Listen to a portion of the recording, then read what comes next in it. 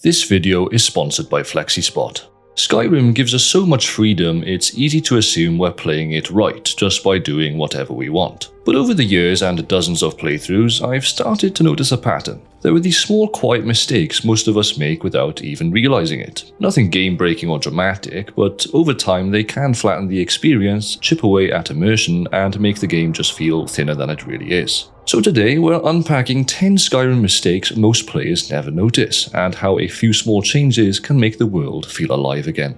Let's begin.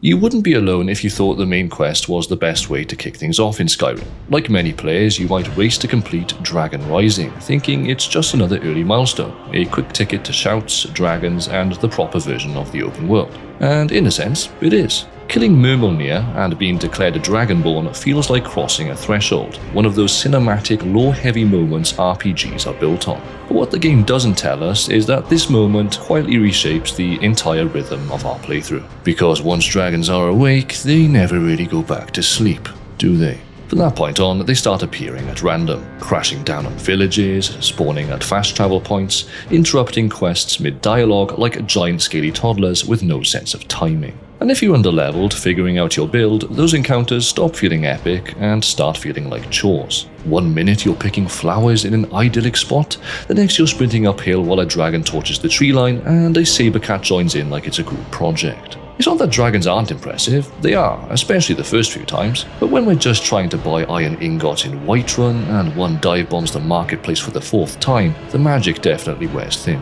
What many players miss, I think, is that Skyrim doesn't punish us for waiting. We don't need to trigger the dragons right away. In fact, holding off on Dragon Rising gives the world room to breathe, and gives us time to grow into it. It's like arriving in a new city and choosing to walk the streets before buying a car. It's not about avoiding the challenge, it's about pacing. And that's the quiet irony. In a game that promises freedom, a lot of us rush to lock in the chaos before we've even seen what peace actually looks like. But once those dragons wake up, they don't let you forget you're the one who stirred them. The bastards.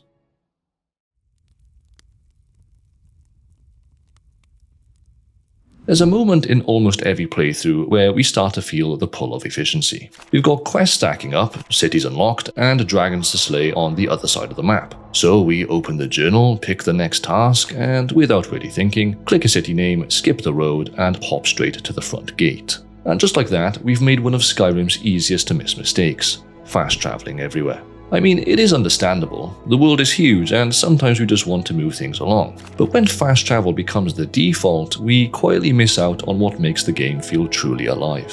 The random encounters, the strange little side paths, the weather turning as we cross a mountain pass. These things don't show up on the map, but they're often the most memorable parts of a journey. Walking or riding between places gives Skyrim space to breathe. It's in that quiet space between destinations that stories start to form. Maybe we follow a fox to a hidden shrine, or we spot a ruin off the path and end up in a quest we didn't even know existed. None of that happens when we skip ahead. This doesn't mean fast travel is bad, it's a tool, and a useful one. But when we rely on it too much, we flatten the world into a checklist, and Skyrim was built to be more than that. So next time, try taking the long way. Let the world unfold a little. Sure, you'll arrive there slower, but at least you'll get there with a story.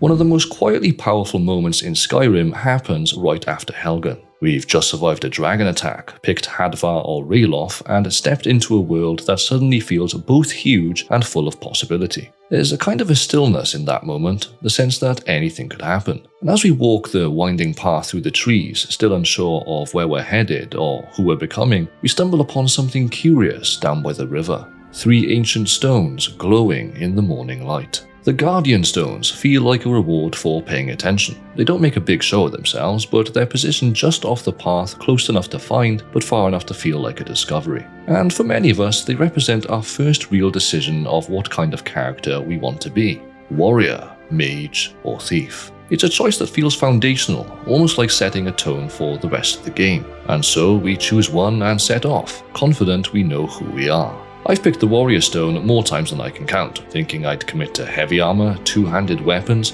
the whole Nord package. And I did for a time, but somewhere along the way, as always seems to happen, I ended up crouched atop a hill with a bow, sniping bandits from the shadows as a full-time stealth archer. I mean, can you blame me? So that old warrior stone wasn't really doing me any favors anymore, and I simply forgot it was there. And that's the point. Skyrim doesn't remind us to update our standing stone because it trusts us to notice when we've changed. These stones aren't meant to be a one-time boost at the start of the game. They're a way to stay in sync with who our character is now, not just who we thought they'd be 10 levels ago. Whether you're branching into magic, investing in crafting, or just playing around with a new combat style, there's almost always a better fit. The Steed Stone if you're tired of being over-encumbered, the Lover Stone if you're leveling broadly, the Atronach if you're fed up with spellcasters. So if it's been a while since you last checked your active effects, it might be worth taking a small detour, because when that alignment with your character clicks into place, when your gear, your perks, and even your standing stone all support the way you're actually playing, the game becomes that much more immersive.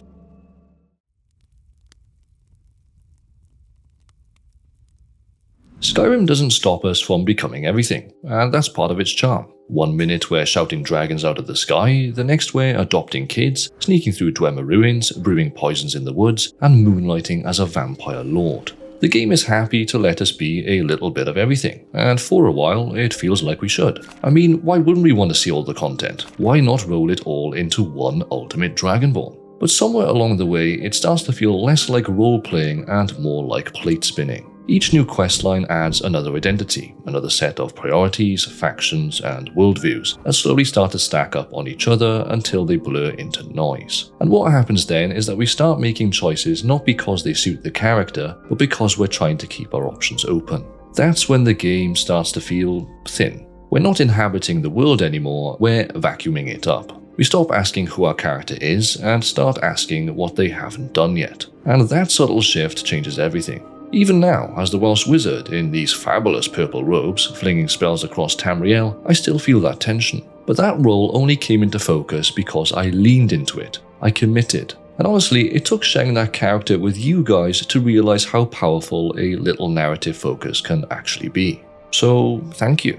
Skyrim rewards that kind of focus. Playing a thief who never touches magic, or a warrior who doesn't sneak, isn't missing out. It's choosing a shape, a version of the world that only exists when we walk through it in character. Now that doesn't mean we need to make a new character for every faction or moral path, but picking a direction, even loosely, grounds everything. Maybe it's a cynical ex-mercenary who gets pulled into the Thieves' Guild. Maybe it's a bright-eyed mage who never dream of joining the Dark Brotherhood. When our characters have preferences like this, even soft ones, the game starts to reflect them. So if you're 10 hours in and already stretched thin, consider pulling back. Let this version of the Dragonborn be someone, even if they don't see it all. Because Skyrim isn't just a game about doing, it's a game about becoming. And sometimes the most powerful thing you can do is just pick a path and mean it. And speaking of commitment, yes, I'm dressed like this now. Greetings, wizards! The day has finally come. I'm here not just in spirit, but in full majestic wizarding glory. It's only taken, like a year or two? But who's counting? The important thing is that the transformation is complete. A massive thanks to Angela, my costume maker, for turning this magical vision to life. But dressing the part is one thing, sitting comfortably while doing it, that is the real challenge. I've had this chair for about 2 years, and I've spent countless hours editing, writing, and recording in it. So it's been through a hell of a lot, but eventually it gave up on me. My hips were folding in like cursed origami, and my legs would go numb halfway through a session. I tried to power through, but honestly, I just couldn't hack it anymore. So what did I do?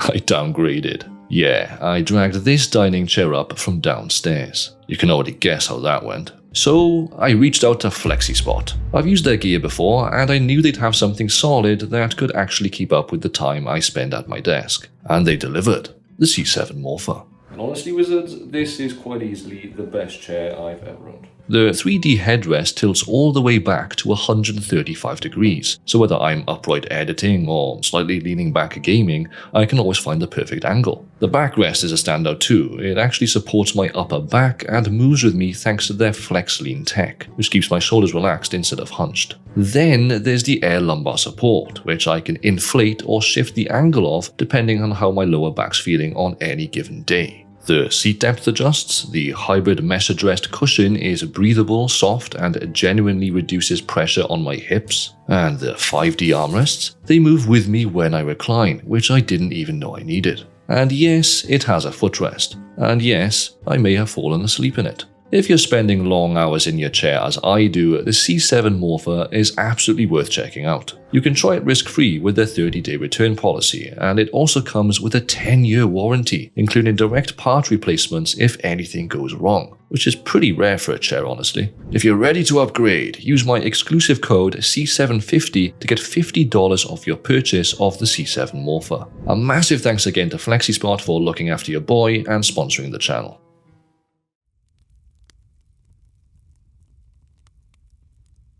It's funny how easy it is to forget the one thing that makes our character truly different from every other adventurer in Skyrim. We're the Dragonborn. We eat dragon souls. We shout ancient words of power that can hurl a frostal off a cliff or slow time itself. And somehow we still end up pulling out a bow or sword like it's just another day in the Companions. Part of it is habit, I think. Skyrim's combat teaches us early on to rely on weapons, magic, or stealth, skills we level, upgrade, or specialize in. Shouts, by comparison, don't have that same clear progression path. They don't sit neatly in a skill tree, and they're not really tied to flashy new gear or perks. So even though they're arguably the most unique ability in the game, they quietly drift to the back of our toolkit, out of sight, out of mind. And then there's the cooldowns. The way you use a shout once and then wait, it can feel like you're being punished for experimenting. So we stop, telling ourselves we'll save it for a big fight. But then the big fight comes, and we forget again because it's not second nature.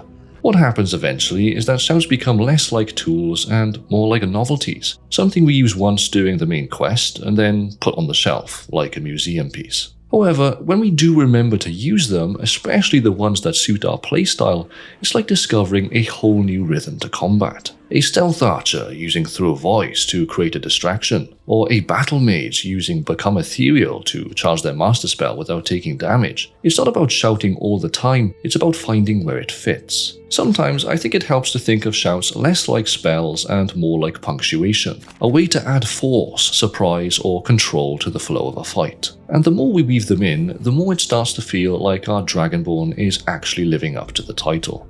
So if it's been a while since you thewelshwizardyt someone off a cliff, or even just whispered Lasyanir to see life glowing through a dungeon wall, try bringing that power back into your rotation. The voice of the Dragonborn isn't just lore, it's yours.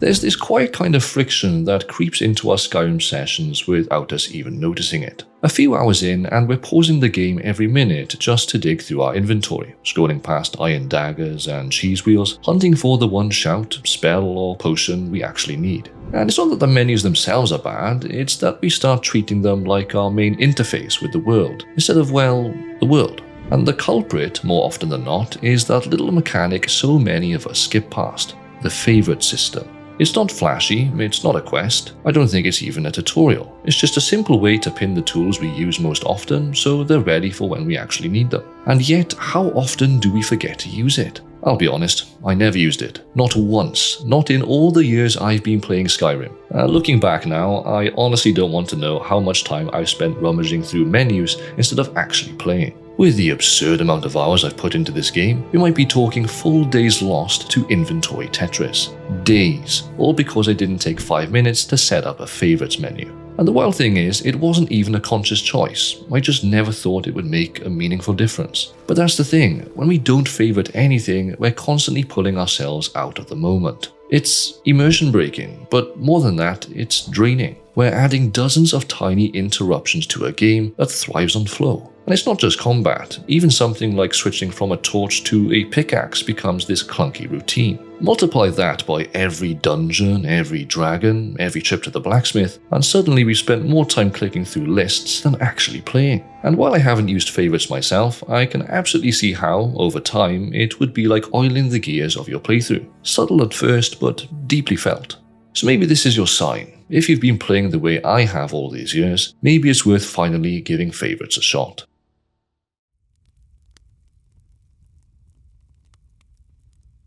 We've all been there, standing knee-deep in a Draugr crypt, staring at a rusty iron war axe worth 30 gold, wondering if we might need it later. Not because it's better than what we're using, not because it's rare or interesting, but because, well, it might sell for a bit of coin. But slowly, almost without noticing, we turn into hoarders in steel armor, slogging through snowdrifts and spider dens, over-encumbered, constantly juggling inventory space, and opening the menu every 5 minutes just to decide which piece of junk is slightly less worthless than the rest. And the irony is, we do all this to feel prepared, but end up weighed down by things we'll probably never use. And I say that as someone who's been over-encumbered more times than I can count. I've dumped gear onto followers like they were walking wardrobes, summoned Arvak just to trot awkwardly to the nearest town, the poor thing, even pulled out the Dremora merchant and servant like some kind of emergency roadside recovery crew. Basically every trick in the book, except the one that really mattered, putting things down.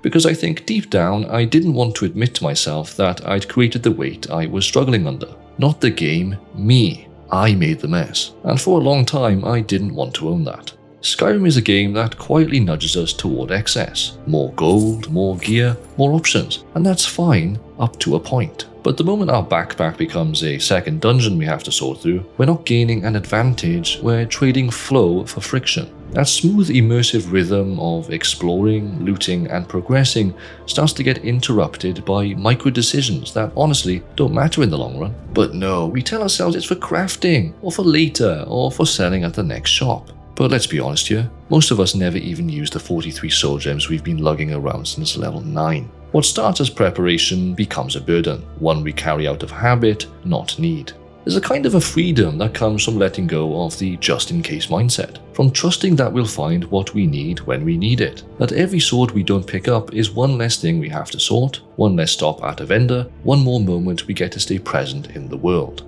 And in a game as beautifully detailed as Skyrim, those moments add up.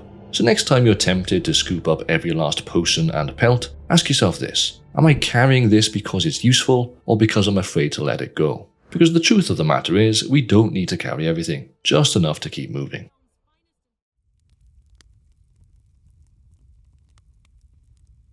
We've all had that moment of opening the question or only to see a wall of unchecked boxes, half-finished errands, and mysterious objectives we can't even remember picking up. It creeps up on us. One minute we're chasing bandits for a Jarl we barely spoke to, and the next we're knee-deep in Daedric conspiracies, Civil War politics, and a delivery for someone in Markarth we forgot to finish 3 play sessions ago.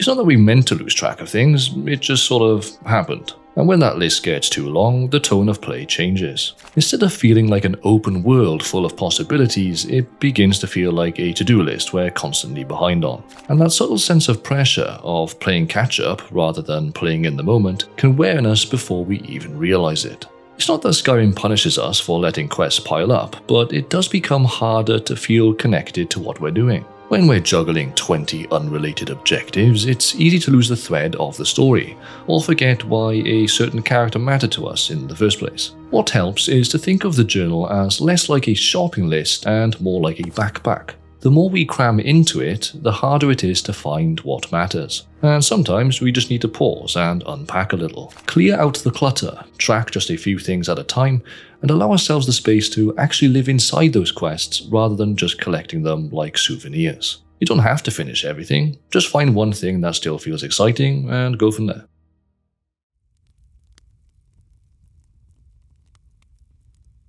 Skyrim gives us so much freedom, it's easy to focus on the parts we're naturally drawn to. For me, that's always been stats, numbers, mechanics, understanding how the systems work and squeezing the most from them. That's where my curiosity lives. So when it comes to books, background conversations, or long letters scattered in Nordic ruins, I mostly skip them. Not out of disrespect, of course, just habit. I think my brain's more wired for efficiency and practicality, but honestly, who knows what's going on in there half the time.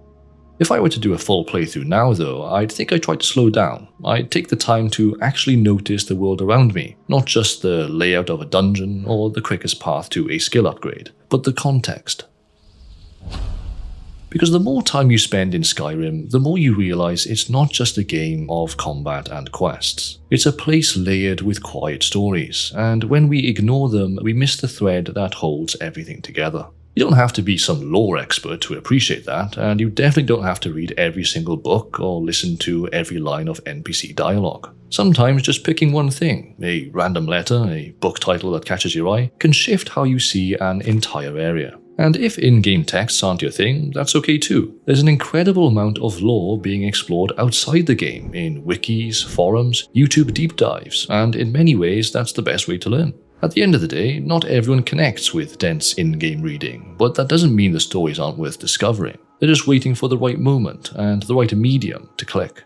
So if you've been playing like me, treating Skyrim like a spreadsheet, maybe next time, pause, read one thing, listen a little longer. You might be surprised what you find when you stop trying to optimize the world and just start understanding it.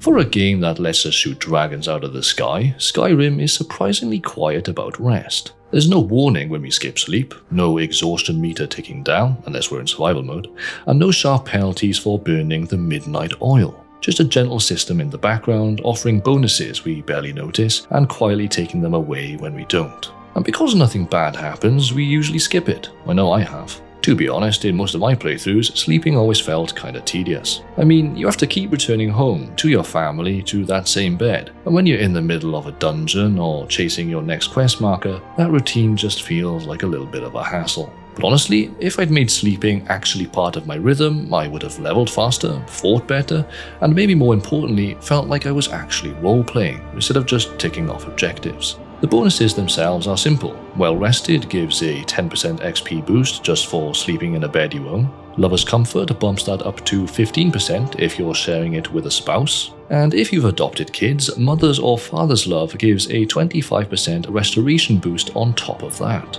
But because they aren't required, they're easy to forget. What rest really gives us, I think, is rhythm. Time starts to matter. Home becomes more than just a storage chest and a grindstone, it becomes a place we return to. Sleeping becomes part of our character's story, an end cap to the day, a small ritual between adventures, and that's when Skyrim starts to feel more like a life. So if it's been a while since your Dragonborn laid their head down, maybe find the nearest inn, let the music settle, let the world exhale for a moment. It doesn't have to be about bonuses, sometimes it's just about making the world feel like home. A huge thanks again to FlexiSpot for sponsoring this video. If you're interested in the C7 Morpher, they offer a 30-day return policy for a risk-free trial and a 10-year warranty with direct replacement for any damaged parts. Make sure to use my code in the description to get the best price. I'll also pin it in the comments. And hey, if you want a tighter budget, check out the C7 and C5 models. They've got the same great build quality, just with the core adjustment features. Diolch am wylio, thewelshwizardyt. Thanks for watching, wizards.